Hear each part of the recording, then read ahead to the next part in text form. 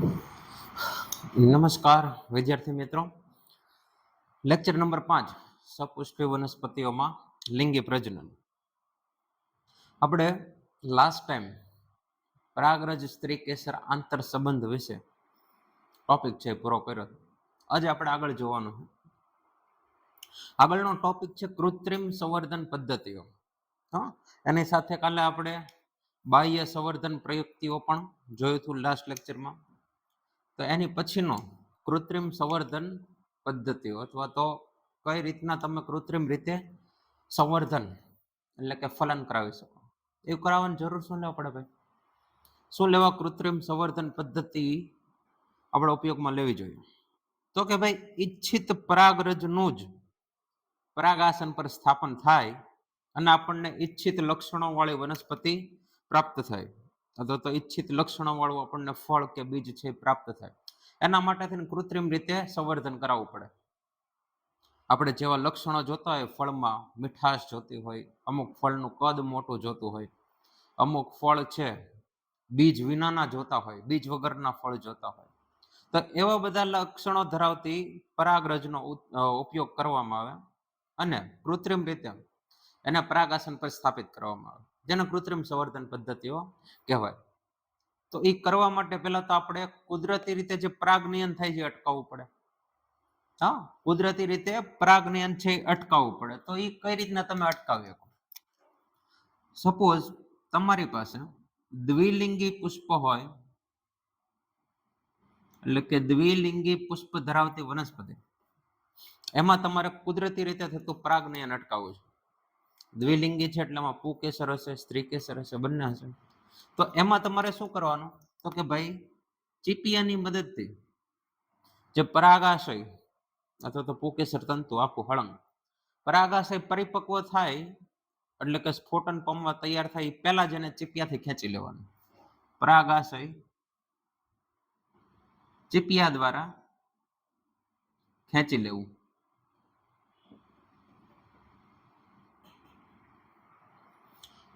ના રહેગા બાસ ના બચેગી બાંસુરી. પરાગાશય જ નહીં હોય તો પરાગરજ એમાંથી મુક્ત જ નહીં થાય. પરાગરજ મુક્ત જ નહીં થાય તો એની વનસ્પતિની પરાગરજ છે એ પરાગાસન પર ન બેઠી શકે. એટલે કે કુદરતી રીતે પરાગનયન છે અટકી ગયું. કુદરતી રીતે પરાગનયન અટકી ગયું. આ જે તમે પદ્ધતિ ઉપયોગમાં લીધી કે ભાઈ પરાગાશયને તમે ચીપિયા દ્વારા ખેંચીને કાઢી નાખ્યું, આવડી આ ક્રિયાને કહેવાય વંધીકરણ. વંધીકરણની પ્રક્રિયા અથવા તો આને ઇમેસ્ક્યુલેશન પણ કહેવાય છે. ઇમેસ્ક્યુલેશન શબ્દ યાદ રાખવાનો છે. આપણને ગુજરાતીમાં લખીને આપેલું છે ઇમેસ્ક્યુલેશન. હવે શું કરવાનું? તો કે ભાઈ તમે દ્વિલિંગી પુષ્પની પરાગાશયમાંથી પરાગાશય છે તો એ તો તમે ખેંચીને કાઢી નાખ્યું, એટલે પુકેસર તંતુ તમે ખેંચીને કાઢી નાખ્યું. ઇમેસ્ક્યુલેશનની ક્રિયા પૂરી થઈ ગઈ. તો હવે શું કરવાનું? હજી એમાં પરાગાસન તો હશે જ ને. હવે જરૂરી નથી તમે એ પુષ્પનું પરાગાશય કાઢી લીધું તો બીજા કોઈ પુષ્પમાંથી પરાગરજ છે એ ન આવી શકે. હવે આજુબાજુમાં મોટો બગીચો હોય તો ત્યાંની કોઈ વનસ્પતિ હોય એની પરાગરજ આવીને પરાગાસન પર ચોંટી જાય અને અંકુરણ થઈ જાય, પરાગનલિકાનો વિકાસ થઈ જાય. હવે એ અટકાવવા શું કરવું? તો જે પરાગાસન છે એની ઉપર કોથળી ચડાવી દેવાની, એટલે કે બેગિંગની પ્રક્રિયા કરવાની. આવડો ફર્સ્ટ સ્ટેપ. સેકન્ડ સ્ટેપ પરાગાસન, અથવા તો હું એમ લખી શકું ને આખું સ્ત્રી કેસર જ થઈ ગયું. જે પુષ્પકલિકામાં પરાગાસન હોય હજી પરિપક્વ ન થયું હોય પહેલા પરાગાસન અથવા તો સ્ત્રી કેસરની ઉપર કોથળી ચડાવવી. કોથળી ચડાવવી. આ ક્રિયાને કહેવાય બેગિંગની પ્રક્રિયા. આ ક્રિયાને બેગિંગની પ્રક્રિયા કહેવાય. બેગ એટલે કોથળી, કોથળી ચડાવવાની ક્રિયા એટલે બેગિંગની પ્રક્રિયા. હવે જ્યારે પરાગાસન પરિપક્વ થાય કે બીજ પરાગરજનું અંકુરણ છે થઈ શકશે, ત્યારે કોથળી દૂર કરી નાખવાની અને આપણે ઈચ્છિત લક્ષણો વાળી પરાગરજ છે એની ઉપર છાંટી દેવાની, કે જે પહેલેથી આપણે સંગ્રહ કરીને રાખી હોય, સ્ટોર કરીને રાખી હોય. આપણે જોઈએ છે એવા લક્ષણો વાળી વનસ્પતિ છે. એક વખત પરાગરજનું તમે ત્યાં અંકુરણ કરાવી નાખ્યું, પરાગરજ છે તમે પરિપક્વ પરાગાસન પર છાંટી દીધી, પછી પાછું વધારાની હજી પરાગરજ બીજી અનિચ્છિત અથવા તો અસંગત પરાગરજ ન આવી જાય એના માટે તેને પાછી એની ઉપર બેગિંગ છે એ કરી નાખવાનું, પાછી એની ઉપર કોથળી ચડાવી દેવાનું. પછી ધીરે ધીરે ધીરે ધીરે એમાં ફલનની ઘટના પૂરી થશે, આપણે ઈચ્છિત છે બીજ મળે, ઈચ્છિત ફળ છે તમે પ્રાપ્ત કરી શકો. આ વાત હતી બેગિંગની. અને આ બેગિંગમાં ચોક્કસ પ્રકારનો કાગળ વાપરવામાં આવે જેને મીણિયો કાગળ કહેવાય. બેગિંગમાં ચોક્કસ પ્રકારનો મીણિયો કાગળ જ વાપરવામાં આવે. બટર પેપર કહો ને તમે, બટર પેપર. મીણિયો કાગળ એટલે બટર પેપર, એ જ વાપરવામાં આવે. દ્વિલિંગી પુષ્પમાં આ રીતના થશે.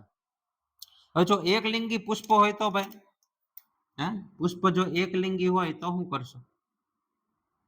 એક લિંગી પુષ્પ. હવે એક લિંગી પુષ્પ છે એટલે એમાં કાં તો પરાગાશય હશે, એટલે કે કાં તો પુકેસર હશે, કાં તો સ્ત્રી કેસર હશે. એટલે જે માદા પુષ્પ હશે એમાં કઈ ઇમેસ્ક્યુલેશનની જરૂર જ નહીં પડે, એમાં તમારે પુકેસર તંતુ ખેંચીને કાઢવાની જરૂર જ નથી. એટલે એક લિંગી પુષ્પમાં ઇમેસ્ક્યુલેશન જરૂરી નથી, વંજીકરણ કરવાની જરૂરિયાત નથી. આમાં માત્ર શું કરવું પડશે? બેગિંગ. આમાં માત્ર બેગિંગની જરૂરિયાત રહે, એમેસ્ક્યુલેશનની જરૂર જ નથી, કેમ કે પુષ્પમાં શું છે? માત્ર ને માત્ર સ્ત્રી કેસર જ હશે, એક લિંગી છે. આમાં તે જ રીતના હજી પરાગાસન છે એ પુષ્પકલિકામાં વિકાસ પામતું હોય એ સમય દરમિયાન બેગિંગ કરી નાખવાનું. પરાગાસન પરિપક્વ બને પછી બેગ દૂર કરીને આપણે ઈચ્છિત પરાગરજ ઉપર છાંટી દેવાની, પાછું બેગિંગ કરી નાખવાનું. એટલે એમાંથી ઈચ્છિત લક્ષણો વાળો આપણને બીજ મળે, એમાંથી પછી આપણે ઈચ્છિત લક્ષણો વાળી વનસ્પતિ ઉગાડી શકીએ. તો આ બધી જે પ્રક્રિયા આપણે કરી એને કૃત્રિમ સંવર્ધન પદ્ધતિઓ કહેવાય. કે ભાઈ જે કુદરતી રીતે પરાગનયન થાય છે પરાગ વાહકો દ્વારા, એ આપણે અટકાવી નાખ્યું. એના સ્થાને આપણી રીતના માનવ સર્જિત કૃત્રિમ રીતે પરાગનયન છે એ કરાવડાયું, એને કહેવાય કૃત્રિમ સંવર્ધન પદ્ધતિ. ખાસ એવો કઈ લેન્ધી ટોપિક નથી, ઝીણો એવો છે, 2 માર્કમાં પૂછાય. 2 માર્કમાં છે કૃત્રિમ સંવર્ધન સમજાવો, તો આ જે રીતના મેં તમને કીધું એ રીતના તમારે લખી નાખવાનું. દ્વિલિંગી પુષ્પમાં, એક લિંગી પુષ્પમાં, વાર્તા થઈ ગઈ પૂરી. સિમ્પલ. આની પછીનો જે ટોપિક છે બેવડું ફલન, મોસ્ટ ઇમ્પોર્ટન્ટ સવાલ છે. 3 માર્કમાં પૂછાય કેવો છે, અને જો પેપર બહુ લેન્ધી હોય તો 4 માર્કમાં પણ પૂછી શકે. 4 માર્કમાં પૂછે તો આપણે આકૃતિ દોરવી પડે. 3 માર્કમાં આકૃતિ દોરો તો વધારે સારું છે. હા, બેવડું ફલન. ચાલો નેક્સ્ટ ટોપિક બેવડું ફલન જોઈએ. બેવડું ફલન નામ ઉપરથી ને તે આઈડિયા આવી જાય. ફલન છે એ 2 વખત થવાનું, જેને બેવડું ફલન કહેવાય. ફલનની ઘટના 2 વાર થાય, બેવડું ફલન. આપણે છેલ્લે જ્યારે પરાગરજ સ્ત્રીકેસર આંતર સંબંધ જોયા એમાં જે છેલ્લી આકૃતિ હતી તમને યાદ હોય તો, એમાં પરાગ નલિકામાંથી નરજન્યુઓ છે એ આપણે ભ્રૂણપુટમાં મુક્ત કર્યા હતા, અને એમાં લખ્યું હતું નરજન્યુઓની ગતિ. તો 2 નરજન્યુમાંથી એક નરજન્યુ છે એ અંડકોષ તરફ ગતિ કરશે, એટલે કે અંડકોષના કોષ કેન્દ્ર તરફ, અને જે બીજો નરજન્યુ છે એ કેન્દ્રસ્થ કોષમાં રહેલા ધ્રુવીય કોષ કેન્દ્રો તરફ ગતિ કરશે. ચાલો જોઈએ કવિ શું કહેવા માંગે છે. આપણે આ એક લાક્ષણિક ભ્રૂણપુટ કે જે પરિપક્વ થઈ ગયું છે, 7 કોષીય અને 8 કોષ કેન્દ્રીય અવસ્થામાં આપણને જોવા મળે છે. મસ્ત મજાનું ભ્રૂણપુટ બની ગયું. ધારો કે આવડો છે એ અંડક છિદ્ર તરફનો છેડો છે, એટલે કે બીજાંડ છિદ્ર તરફનો છેડો લઈએ. આવડો છે બીજાંડ તલ તરફનો છેડો. તો આ અંડક છિદ્ર તરફનો છેડો હશે. અંડક છિદ્ર આવડા છે એ બીજાંડ તલ કે અંડક તલ તરફનો છેડો થશે. અંડક તલ જ રાખીએ, અંડક તલ. તો મને કયો અંડક છિદ્ર તરફ કયા કોષો ગોઠવાયેલા હોય? તો કે ભાઈ અંડક પ્રસાધન ગોઠવાયેલું હોય, એક અંડકોષ, 2 સહાયક કોષો. અંડક તલ તરફ પ્રતિધ્રુવીય કોષો ગોઠવાયેલા હોય, અને કેન્દ્રીય વિસ્તારમાં કેન્દ્રસ્થ કોષ અથવા તો ધ્રુવીય કોષ કેન્દ્રો ગોઠવાયેલા હોય.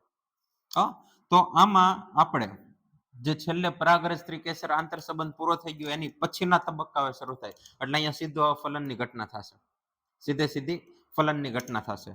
ફલન દરમિયાન જે 2 નરજન્યુઓ આપણે દાખલ કર્યા હતા, આ એક નરજન્યુ આ બીજું નરજન્યુ. વાનસ્પતિક કોષ તો વિઘટન પામી જાય. વાનસ્પતિક કોષનું કઈ મહત્વ નથી, વિઘટન પામી જાય. એનો રોલ શું છે? માત્ર પરાગનલિકાના વિકાસ પૂરતો અને એમાં જરૂરી પોષક દ્રવ્ય પૂરો પાડવા. આ બે નરજન્યુ પૈકી એક નરજન્યુ અંડકોષના કોષ કેન્દ્ર તરફ ગતિ કરશે. એટલે અહીંયા આવડા અમારી પાસે એક અંડકોષનું કોષ કેન્દ્ર હશે અને જે સહાયક કોષો હશે એ સમયાંતરે વિઘટન પામી જશે. એક વખત નરજન્યુને દિશા દેખાડી દે પછી ધીરે ધીરે ધીરે ધીરે વિઘટન પામતા જાય. અને જે પ્રતિધ્રુવીય કોષો હોય એનું તે સમયાંતરે વિઘટન થઈ જાય. ત્રણેય પ્રતિધ્રુવીય કોષો છે એ વિઘટન પામી જશે. આપણી પાસે મધ્યમાં કેન્દ્રસ્થ કોષ છે અથવા તો બે કોષ કેન્દ્ર ધરાવતું છે એને ધ્રુવીય કોષ કેન્દ્રો કહેવાય છે. હવે નરજન્યુ પૈકી એક નરજન્યુ ગતિ કરીને ક્યાં આવે છે? અંડકોષના કોષ કેન્દ્ર તરફ. એટલે આનું નામ શું થઈ જશે? અંડકોષનું કોષ કેન્દ્ર. અંડકોષ કોષ કેન્દ્ર. જે સહાયક કોષ છે એ કેવો થઈ ગયો છે? વિઘટન પામ્યો છે.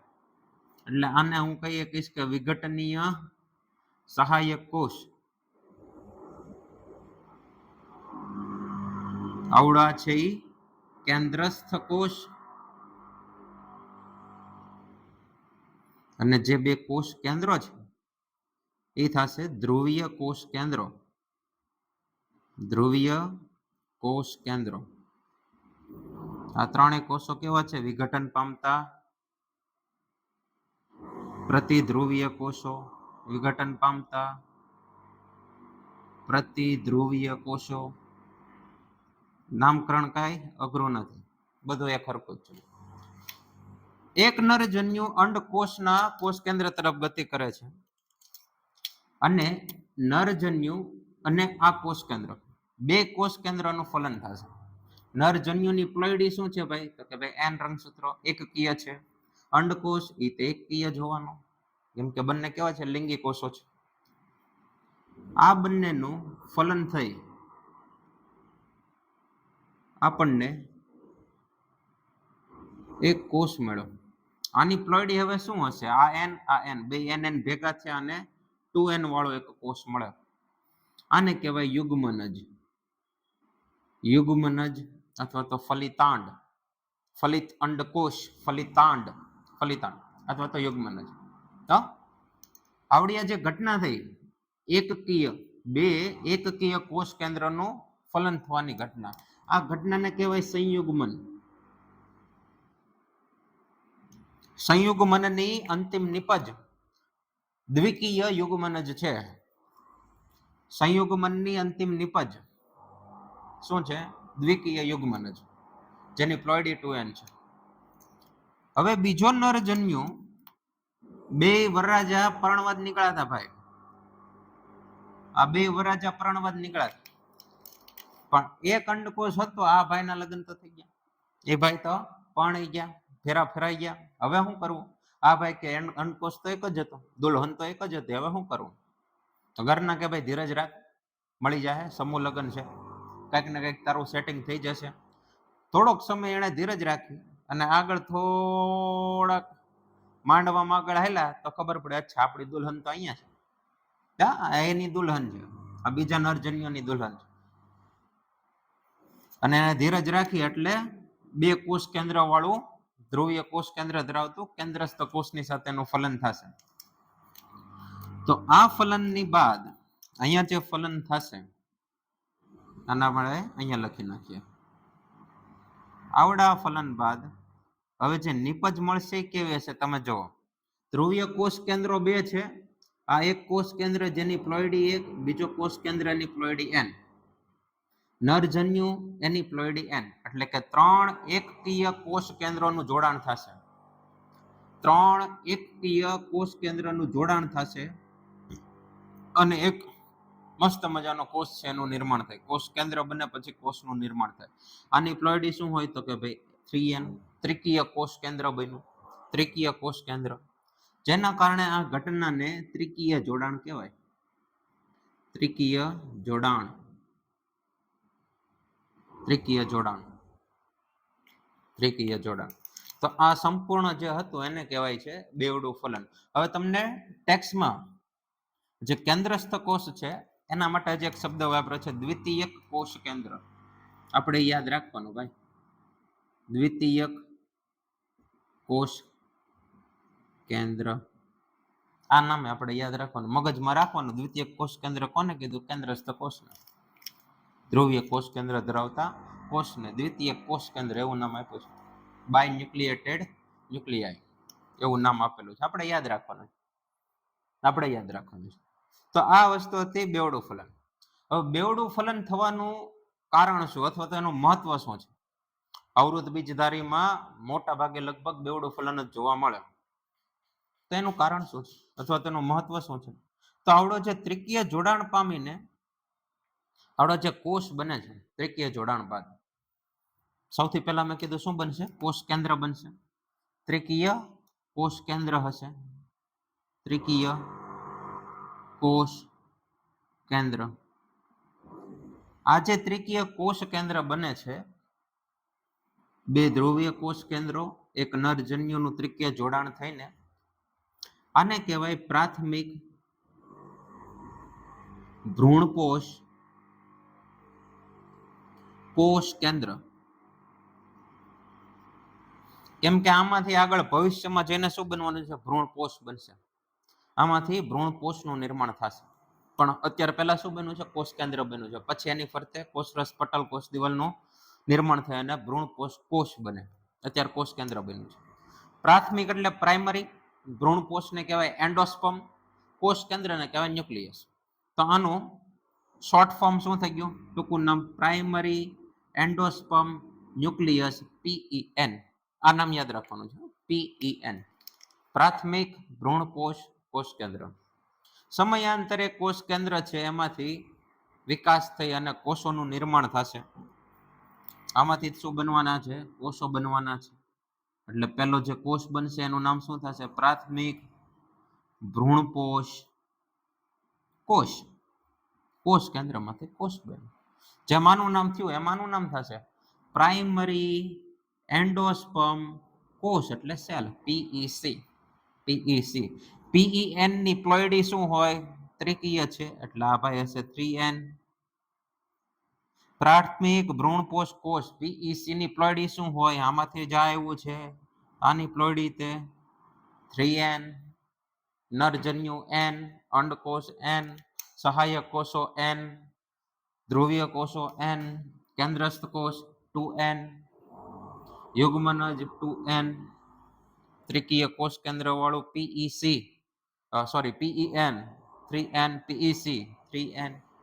પ્લોઇડી વાળા ગમે સવાલ પૂછે આપણને આવડે, કઈ એવું અઘરું નથી.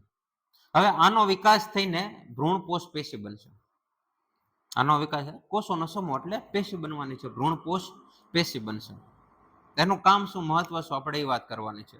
તો એનું કામ છે કે જે વિકસતું ભ્રૂણ હશે, યુગ્મનજ, જેમાંથી બીજ બનવાનો છે, એને પોષણ પૂરું પાડે. વિકાસ દરમિયાન આને પોષણ પૂરું પાડે. જે ભ્રૂણનો વિકાસ થશે ને અલગ અલગ તબક્કાઓમાં થાય, દરેક તબક્કામાં પોષણ પૂરું પાડવાનું કામ કોનું છે? ભ્રૂણપોષનું. તો અહીંયા આપણે ભ્રૂણપોષનો પહેલા વિકાસ જોઈ લઈએ કે ભાઈ ભ્રૂણપોષ કઈ રીતના આગળ વધે છે. ભ્રૂણપોષ એન્ડોસ્પર્મ. એન્ડોસ્પર્મ એટલે કે ભ્રૂણપોષ બનશે શેમાંથી? પ્રાથમિક ભ્રૂણપોષ કોષ છે એનું ઘણી બધી વખત કોષ વિભાજન થાય, અસંખ્ય કોષ વિભાજન અને પેશીનું નિર્માણ કરે, જે ભ્રૂણપોષ પેશી અથવા તો ભ્રૂણપોષમાં પરિણમે. ભ્રૂણપોષનું કાર્ય શું છે? વિકસતા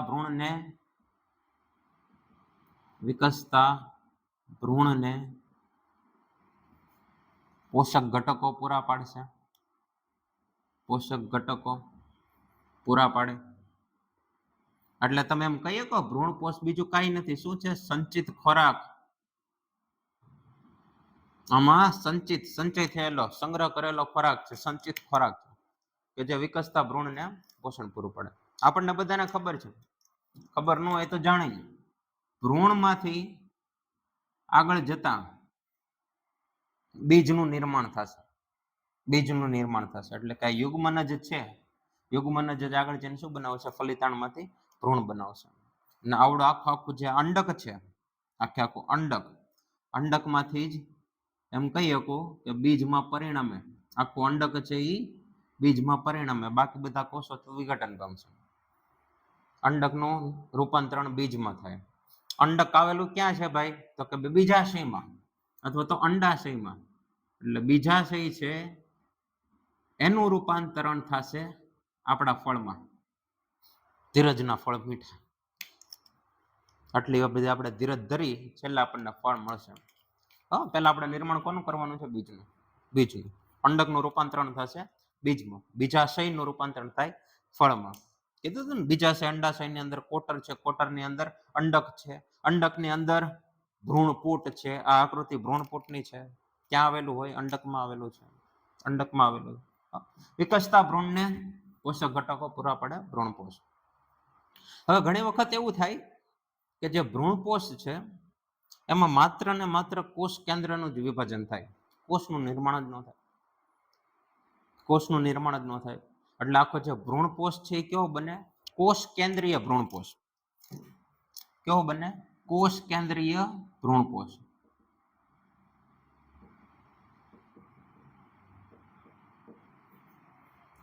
અમુક વનસ્પતિઓમાં કોષ કેન્દ્રમાંથી કોષનું નિર્માણ થઈ જાય અને એ જે ભ્રૂણપોષ બને એને કેવું કહેવાય? કોષીય ભ્રૂણપોષ. કોષીય ભ્રૂણપોષ. કોષીય ભ્રૂણપોષ.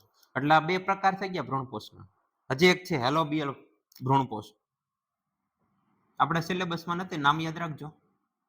હેલોબિયલ ભ્રૂણપોષ. મોટા ભાગની એકદળી વનસ્પતિઓમાં હેલોબિયલ ભ્રૂણપોષ છે જોવા મળે. એકદળી વનસ્પતિ હેલોબિયલ. આપણે આ બે વિશે માહિતી મેળવવાની છે. કોષીય અને કોષ કેન્દ્રીય શું છે? કોષ કેન્દ્રીય ભ્રૂણપોષ એટલે આખો ભ્રૂણપોષ જે ત્રિકીય કોષ કેન્દ્રો હશે એ માત્ર કોષ કેન્દ્રો જ હશે. કોષનું નિર્માણ નહીં થાય. ઝાઝા બધા ઢગલો કોષ કેન્દ્રો પેડા છે. પછી ધીરે ધીરે જો કોષ બનતા હોય તેનું રૂપાંતરણ શામાં થઈ જશે? કોષીય ભ્રૂણપોષમાં. તો આનું બહુ મસ્ત એક સારું એવું ઉદાહરણ આપ્યું છે. એવી વનસ્પતિ કે જેમાં કોષ કેન્દ્રીય ભ્રૂણ પોષે છે, કોષીય ભ્રૂણ પોષે છે. તમને ઉદાહરણ આપ્યું છે નારિયેળી. નારિયેળી. જે તમે નારિયેળનું પાણી પીવો છો ભાઈ, નારિયેળનું પાણી, આ પાણી કાંઈ નથી. શું છે? કોષ કેન્દ્રીય ભ્રૂણપોષ. એટલે જે પાણી તમે પીવો છો 1 લાખ કોષ કેન્દ્ર તમે પીવો છો. માત્ર ને માત્ર શું છે? કોષ કેન્દ્ર. બેવડા ફલનમાં જે પ્રાથમિક ભ્રૂણપોષ કોષ કેન્દ્ર બન્યા છે એનું રૂપાંતરણ થઈને ઢગલો કોષ કેન્દ્ર બન્યા છે. પાણી છે એ શું છે? કોષીય કોષ કેન્દ્રીય ભ્રૂણપોષ. અને જે આજુબાજુમાં ગર કે માવો હોય, નારિયેળીમાં ગર કે માવો, જેને આપણે દેશીમાં શું કહીએ? શેષ ખાધી કે નહીં? પ્રસાદીની શેષ. અથવા તો આના માટે એક શબ્દ વાપર્યો છે કર્નેલ. આપણે આ શબ્દ યાદ રાખવાનો, કર્નેલ. કર્નેલનો ગુજરાતી ગર માવો કરે, ન કરે તો કર્નેલ યાદ રાખવાનો. તો કર્નેલ છે એવું છે એ કોષીય ભ્રૂણપોષ છે. શું છે? કોષીય ભ્રૂણપોષ છે. કોષ કેન્દ્રનું રૂપાંતરણ થઈ ગયું છે કોષમાં અને શેષનું નિર્માણ કર્યું, ગર કે માવો જે બનાવ્યો એ શું છે? કોષીય ભ્રૂણપોષ.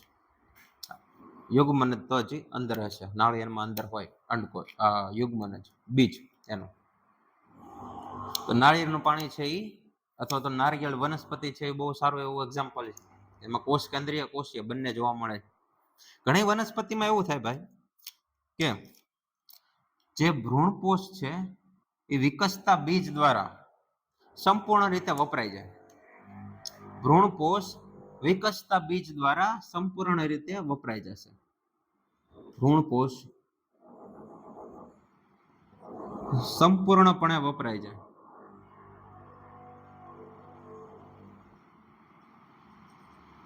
અને ઘણી વનસ્પતિઓમાં ભ્રૂણપોષ છે એ વપરાયા વગરનો એમનેમ રહે, જેના માટે શબ્દ વાપર્યો છે ચીર લગ્ન રહે.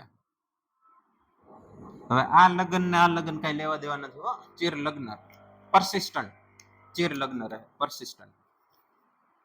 ભ્રૂણપોષ સંપૂર્ણપણે વપરાય જાય અને ચીર લગ્ન રહે. એના ઉદાહરણ તમને આપણે યાદ રાખવાના છે. જો સંપૂર્ણપણે વપરાય જાય એવી વનસ્પતિમાં વાલ વટાણા, મગફળી, આ બધામાં ભ્રૂણપોષ છે વપરાઈ જશે. બાકી અમુક વનસ્પતિઓ છે એમાં ભ્રૂણપોષ વપરાયા વગરનો બાકી રહે એમનો. એના ઉદાહરણ ધાન્ય પાકો તમારા, એમાં કોણ કોણ આવે? ઘઉં, ચોખા, એ સિવાય મકાઈ. ઉદાહરણ જોયું ને, ભ્રૂણપોષ વપરાય વગરનો રહ્યો, નારિયેળી, પછી મસ્ટર્ડ. આ બધામાં છે ભ્રૂણપોષ વપરાય વગરનો રહે. ચીર લગ્ન એવું હું કર્યું ભાઈ, વાપરી નાખો ને, શું કામ છે? તો આનો ઉપયોગ છે આગળ ક્યાં થશે? જ્યારે બીજનું બીજાંકુરણ થશે ત્યારે આ પોષક ઘટકોનો ઉપયોગ કરશે. બીજના બીજાંકુરણમાં આ ભ્રૂણપોષ છે એ વપરાઈ જાય. વાલ વટાણા મગફળી. જ્યારે આ બધી વનસ્પતિમાં ભ્રૂણપોષ છે એનો થોડોક જથ્થો બાકી રહે. જ્યારે બીજાંકુરણ થશે, બીજનું અંકુરણ થશે, ત્યારે બીજને પોષણ પૂરું પાડવા માટે થઈને આનો ઉપયોગ થશે. આનો ઉપયોગ છે વિકસતા બીજ દ્વારા થઈ ગયો. ચીર લગ્ન રહે એનો ઉપયોગ બીજાંકુરણમાં થશે. તો આ વાત હતી ભ્રૂણપોષની. હવે આપણે આગળ જોશું ભ્રૂણનો વિકાસ કઈ રીતના થાય. જ્યાં સુધી ભ્રૂણપોષ વિકાસ પામતો ને ત્યાં સુધી યુગ્મનજમાં જે કઈ ફેરફાર ન થયો હોય, આમાં જે વિકાસ શરૂ ન થાય. એક વખત છે ભ્રૂણપોષ બની જાય પોષણ આપવા માટે, પછી આમાં વિકાસ શરૂ થાય. તો ભ્રૂણ વિકાસના અલગ અલગ તબક્કાઓ છે, આપણે જોઈએ આગળ. ઓકે,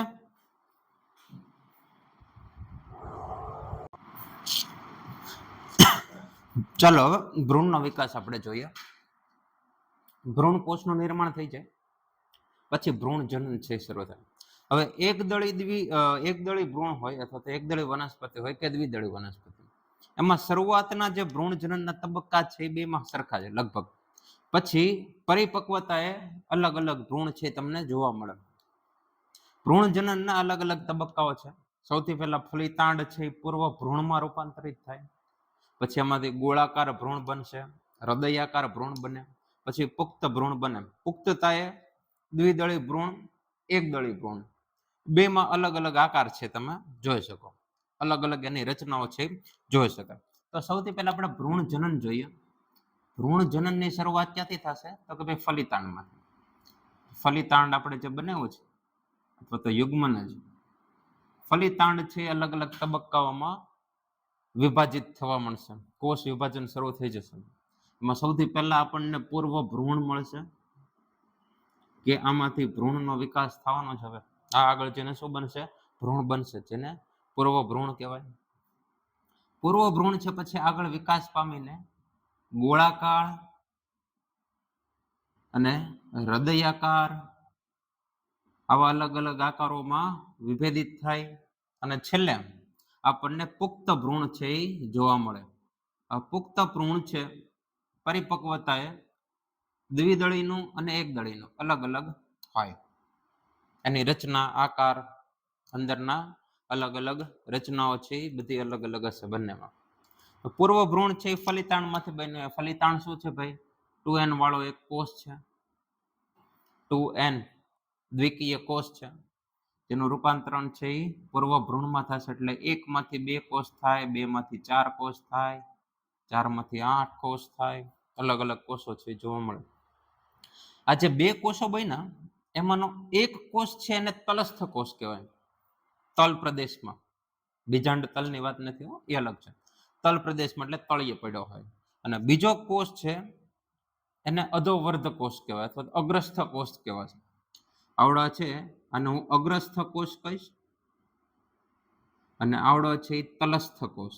કેમ કે તમને જે આકૃતિ આપીશ ને એ આકૃતિમાં, ટેક્સ્ટ બુકની આકૃતિમાં નીચેની તરફ બધી રચના આપે. ગોળાકાર ભ્રૂણ તો એની રચના નીચેની તરફ આપી, હૃદયાકાર રચના નીચેની તરફ આવી, પુખ્ત ભ્રૂણ રચના એની નીચેની તરફ આવે. એટલે એવું આપણે ધારો ને કાંઈથી એની રચનાની શરૂઆત થાય છે. એટલે આવડા તલસ્થ કોષ થશે, નીચે બધા અંગો બનશે એટલે એ અગ્રસ્થ કોષ થશે. જે અગ્રસ્થ કોષ છે એ પછી અલગ અલગ અલગ અલગ અલગ અલગ કોષ વિભાજન છે એમાં જોવા મળે. આપણે જોઈએ ધીરે ધીરે કયા ફેરફારો છે જોવા મળે. તો ગોળાકાર ભ્રૂણ છે એ સૌથી પહેલા કઈ રીતના બનશે? એક મોટો તલસ્થ કોષ હશે. અગ્રસ્થ કોષ છે એ વિભાજન પામીને આવી એક દંડ જેવી રચના કરે. દંડ જેવી રચના કરે. 25 થી 30 કોષોનો સમૂહ હોય. આને કહેવાય નિલંબ. આને કહેવાય નિલંબ. નિલંબ આની ઉપર લટકાયેલો હોય. ગોળાકાર ભ્રૂણ છે એટલે આપણામાંથી ગોળાકાર ભ્રૂણ જેવી આકૃતિ દોરી નાખીએ. આ થઈ ગયું ગોળાકાર ભ્રૂણ.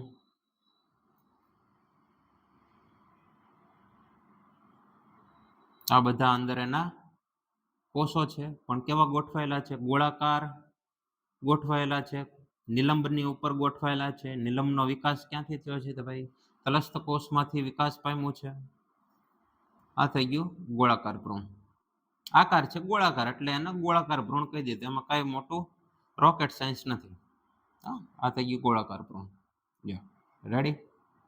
જે ગોળાકાર ભ્રૂણ છે એ પછી આગળ કોષ વિભાજન પામી હૃદયાકાર ભ્રૂણમાં પરિણમે. ગોળાકાર ભ્રૂણનો વિકાસ છે એ હૃદયાકાર ભ્રૂણમાં થઈ જશે. આમાંથી હવે આપણને શું મળવાનું છે? હૃદયાકાર ભ્રૂણ. જોઈએ કઈ રીતના બને છે. એમાં હૃદય જેવું દોરી નાખો ને એવું આવડે ને બધાને? હે, હૃદય જેવું દોરતા આવડે? આવું બધું તો બહુ મોકલતા હોવો, જે મોકલતા હોય હો. બાકી તમે બધા જ બહુ ડાયા છો. ક્યારેક ક્યારેક દોઢા થઈ જાવ છો પણ ડાયા છો. આ હૃદયાકાર ભ્રૂણ. આમાં તે આ એની કોષીય અવસ્થાઓ બધી કોષો છે એ આ રીતના હૃદયાકાર આકારમાં શેપમાં ગોઠવાયેલા હોય. આમાં તમારે બધા હવે અંદર કોષ છે મૂકી દેવાના. એમ કે હું અત્યારે મૂકવા રહીશ તો આપણે 15-20 મિનિટ તો ખાલી કોષો દોરવામાં જ હોઈ જશે. આની અંદર બધા કોષો હોય, જેને ગોઠવી જ નાખીએ ને એમાં 5 મિનિટ આમ કે આમ. લ્યો, રેડી? આ થઈ ગયો હૃદયાકાર ભ્રૂણ. હવે આમાંથી છે પુખ્ત ભ્રૂણ બનશે. પુખ્ત ભ્રૂણ છે પુખ્તતાએ અલગ અલગ આકાર જોવા મળે, દ્વિદળીમાં, એક દળીમાં. સૌથી પહેલા આપણે આનું પુખ્ત ભ્રૂણમાં રૂપાંતરણ દ્વિદળીમાં કઈ રીતના થાય છે એટલે આપણે લાક્ષણિક દ્વિદળી ભ્રૂણની આકૃતિ જોવા જઈ રહ્યા છીએ. લાક્ષણિક દ્વિદળી ભ્રૂણ. હવે આમાં આપણે આ રીતના દોરેલી છે, જે તમને આકૃતિ આમાં આપી છે ને ભ્રૂણની અવસ્થાઓ, એમાં આકૃતિમાં તમને બીજ ઊંધું આપેલું છે. પણ જ્યારે દ્વિદળી ભ્રૂણ તમે જોવો ભણશો ત્યારે ટેક્સ્ટ બુકમાં ચત્તું કરી નાખ્યું. ટેક્સ્ટ બુક વાળાની એવી મોનોપોલી. અહીંયા અમે ઊંધું સમજાવશું, અહીંયા પછી અમે ચત્તું કરી નાખશું. છોકરાઓને જે સમજવું હોય સમજે. તો આપણે સીધું દ્વિદળી ભ્રૂણ છે એની જાગૃતિ જોઈએ. દ્વિદળી ભ્રૂણની આકૃતિ જે ટેક્સ્ટમાં આપી છે એ સમજતા પહેલા હું તમને એનો બેઝિક કન્સેપ્ટ આપી દઉં, કઈ રીતના છે બધા નામ યાદ રાખવા. દ્વિદળી એટલે એમાં બીજપત્રો છે 2 હશે. બીજપત્રોની સંખ્યા 2 હોય એટલે એને દ્વિદળી ભ્રૂણ કહેવાશે.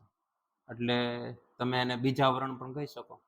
દ્વિદળી એક દળીમાં એક જ બીજપત્ર હોય, દ્વિદળીમાં 2 બીજપત્રો હશે. તો જો દ્વિદળી છે, આ 2 ના બીજપત્રો હું દોરી નાખું છું. એના 2 બીજપત્રો, જે 2 બીજપત્રો એકબીજાની સાથે જોડાયેલા હોય, આવડી રચનાને કહેવાય ભ્રૂણધરી. ભ્રૂણ અક્ષ પણ કહેવાય. ભ્રૂણ અક્ષ, ભ્રૂણધરી. ભ્રૂણધરી. ભ્રૂણધરીનો ઉપરનો છેડો કે જેને ઉપરાક્ષ કહેવાય, ઉપરાક્ષ, અને નીચેનો વિસ્તાર નળાકાર. નીચેનો ભાગ કે જેને અધરાક્ષ કહેવાય, અધઃ પ્રદેશ, આને કહેવાય અધરાક્ષ. આપણે 2 શું છે?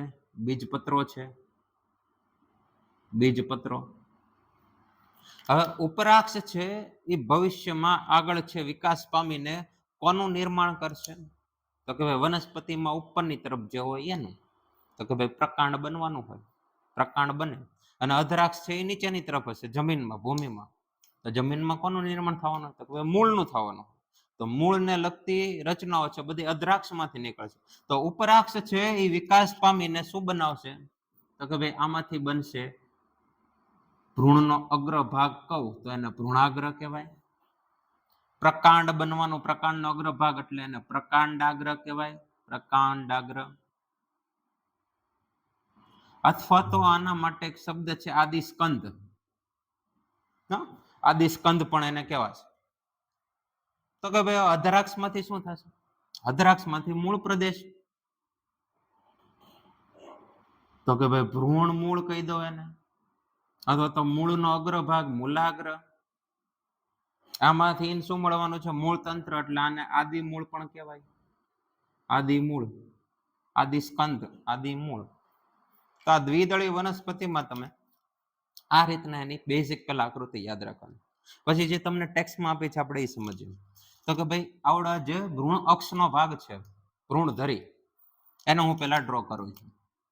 આ થઈ ગઈ ભ્રૂણધરી. એ ભ્રૂણધરી. આ જે બે બીજપત્રો છે એને હું આ બાજુ શિફ્ટ કરી દઉં છું. કેમ કે આકૃતિ મેં રીતના આપ્યું છે. આ થઈ ગયા બે બીજપત્રો. એક આ બીજું. બંને બીજપત્રો છે આવી ગયા.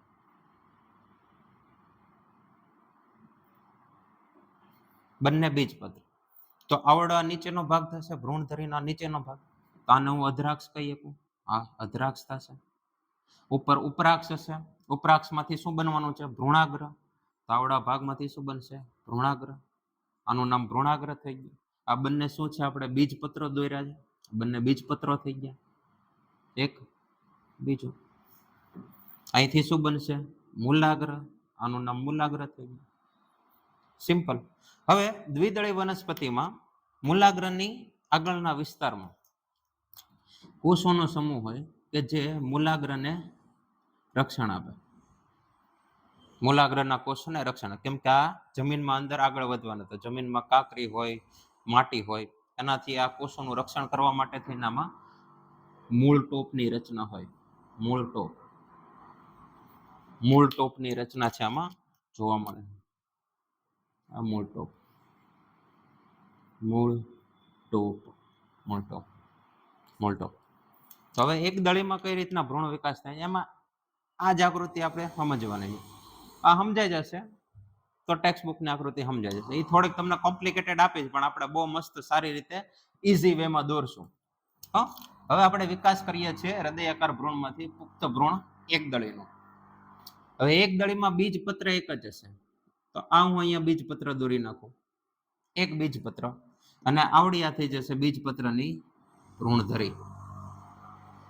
આ એક બીજપત્ર ભ્રૂણધરી. ઓલામાં તો એમ જ છે. તો ભ્રૂણધરીનો ઉપરનો ભાગ ઉપરાક્ષ, નીચેનો ભાગ અધરાક્ષ. ઉપર ઉપરાક્ષ, નીચે અધરાક્ષ. ઉપરાક્ષ છે આગળ વિકાસ શેમાં પામશે? તો કે ભાઈ ભ્રૂણાગ્રમાં. આમાંથી શું બનવાનું છે? ભ્રૂણાગ્ર. આને નામ આપી દઉં અહીંયા ભ્રૂણાગ્ર. ભ્રૂણાગ્રની ઉપરની તરફ અમુક કોષોનો સમૂહ જોવા મળે જેને પર્ણપ્રદાય કોષો એવા કીધા છે. એટલે પર્ણો જેવી રચના હોય એવા કોષો. એવી રીતના તમે યાદ રાખજો. પર્ણપ્રદાય. પર્ણપ્રદાય. ભ્રૂણાગ્રની ઉપર છે એને કહેવાય છે ભ્રૂણાગ્ર ચોલ. ભ્રૂણાગ્ર ચોલ. એ જ રીતના નીચેની તરફ આવો તો અધરાક્ષમાંથી શું બનવાનું છે? મૂલાગ્ર અથવા તો ભ્રૂણ મૂળ. તો અહીંયા આપણે ભ્રૂણ મૂળ દોરી નાખ્યું. આવડો ભાગ શેનો થશે? તો કે ભાઈ આ થશે ભ્રૂણ મૂળ. ભ્રૂણ મૂળની ઉપરની તરફ શું હશે? અહીંયા મૂલાગ્રની ઉપર હું મૂળ ટોપ. તો ભ્રૂણ મૂળની ઉપર શું હશે? મૂળ ટોપ. અહીંયા મૂળ ટોપ. મૂળ ટોપ. હવે એક દળી વનસ્પતિમાં મૂળ ટોપની ઉપર અવિભેદિત કોષોનો સમૂહ હોય.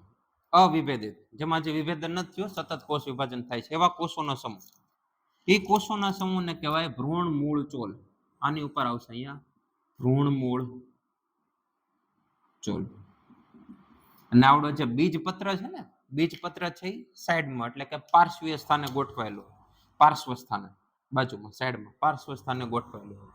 અને એક દળીના બીજપત્રને, એટલે કે મોટા ભાગની જે ઘઉં કુળની ઘાસ કુળની વનસ્પતિ છે એને વરુથિકા કહેવાય. આના માટે શબ્દ વાપર્યો છે વરુથિકા. મકાઈના બીજમાં પણ આપણે એને વરુથિકા જ કહેશું. પણ ઘાસના કુળની બધી વનસ્પતિઓ છે એને એક બીજપત્ર હોય છે એને વરુથિકા કહેવાય. એક દળી વનસ્પતિ. ઘાસનું કુળ લગભગ એક દળી. બધી ઘાસના કુળની વનસ્પતિ છે એ એક દળી છે.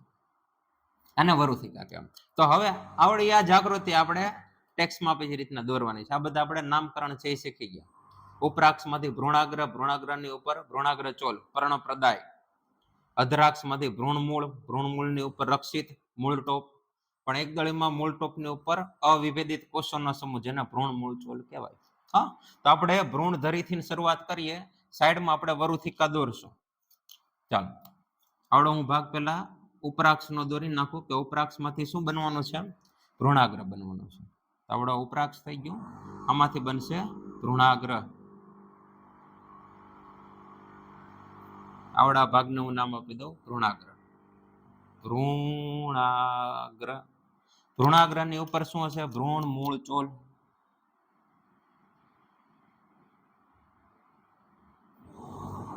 આવડા ભ્રૂણાગ્ર ચોલ. ભ્રૂણ મૂળ તો નીચે હોય ને, ભ્રૂણાગ્ર ચોલ. ભ્રૂણાગ્ર ચોલ. નીચેની તરફ જશો તો અદ્રાક્ષ આવશે. અદ્રાક્ષ માંથી કોનો વિકાસ થવાનો છે ભાઈ? અદ્રાક્ષ માંથી શું વિકાસ થવાનો છે? ભાઈ ભ્રૂણ મૂળનો. અદ્રાક્ષ એમાંથી આપણે પેલા ભ્રૂણ મૂળ દોરી નાખીએ. આવડી રચના થઈ ગઈ ભ્રૂણ મૂળની. ભ્રૂણ મૂળની ઉપર રક્ષિત, ભ્રૂણ મૂળને રક્ષા આપતું મૂળ ટોપ, અને મૂળ ટોપની ઉપરનો વિસ્તાર અવિભેદિત કોષોનો સમૂહ, જેને શું કહેવાય છે? ભ્રૂણ મૂળ ચોલ. આવડા થઈ ગયું ભ્રૂણ મૂળ ચોલ. આની ફરતે બીજાવરણ હશે. આપણે બીજાવરણ દોરી નાખીએ.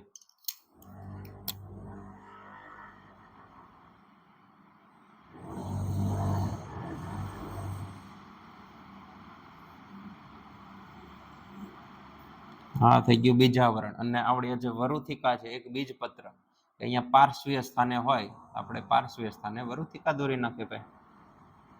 વરુથિકા થઈ. આવડા તમારું એક દળીનું બીજ થઈ ગયું. સિમ્પલ. આ રીતના દોરો તો એ હાલે. હવે એમાં તમને બધું કોષ રસ ને એવું બધું ભરીને અંદર દોરીને આપ્યું. હવે એનું કઈ જરૂર નથી. આપણને બધા નામકરણ છે એ સાચા હોવા જોઈએ. આ થઈ ગયું વરુથિકા. આવડા શું છે? બાહ્ય બીજાવરણ. બીજાવરણ વરુથિકા એટલે બીજપત્ર. બાહ્ય બીજાવરણ. તો આ વાત હતી એક દળી ભ્રૂણની. એક દળીમાં દ્વિદળીમાં મેજર ડિફરન્સ શું છે? તો કે ભાઈ ભ્રૂણાગ્ર ચોલ અને ભ્રૂણ મૂળ ચોલ.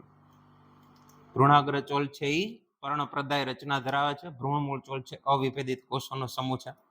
એક દળીમાં છે ભ્રૂણ મૂળ મૂલાગ્ર, ભ્રૂણ મૂળ અને ભ્રૂણાગ્ર બે જ વસ્તુ. આમાં ભ્રૂણ મૂળ ચોલ ક્યાંની કઈ રચના જોવા મળતી નથી એક દળીમાં.